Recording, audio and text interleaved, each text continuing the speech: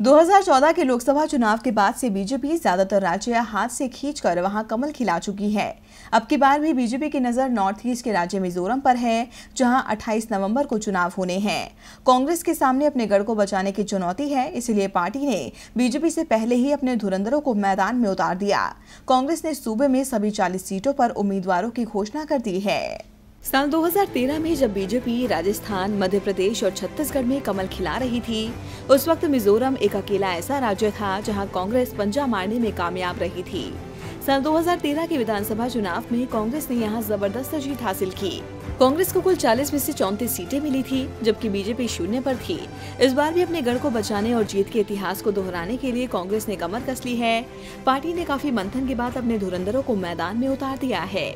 40 सीटों पर पार्टी ने कुछ नए और कुछ पुराने चेहरों पर दांव लगाया है। इस बार 7 मौजूदा विधायकों को टिकट नहीं मिला, जबकि 12 उम्मीदवार पहली बार चुनाव लड़ेंगे। वहीं मुख्यमंत्री और प्रदेश कांग्रेस प्रमुख लालथन हवला 2 सीटों पर चुनाव लड़ेंगे।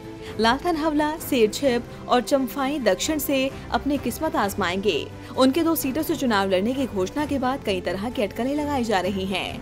कहा जा रहा है कि लालथन हवला की 1 सीट से जीतने की उम्मीद कम है, इसलिए वो 2 सीटों पर दांव लगाएंगे। आपको बता दें कि बीजेपी ने इस वक्त पूरा जोर नॉर्थ ईस्ट पर लगा रखा है।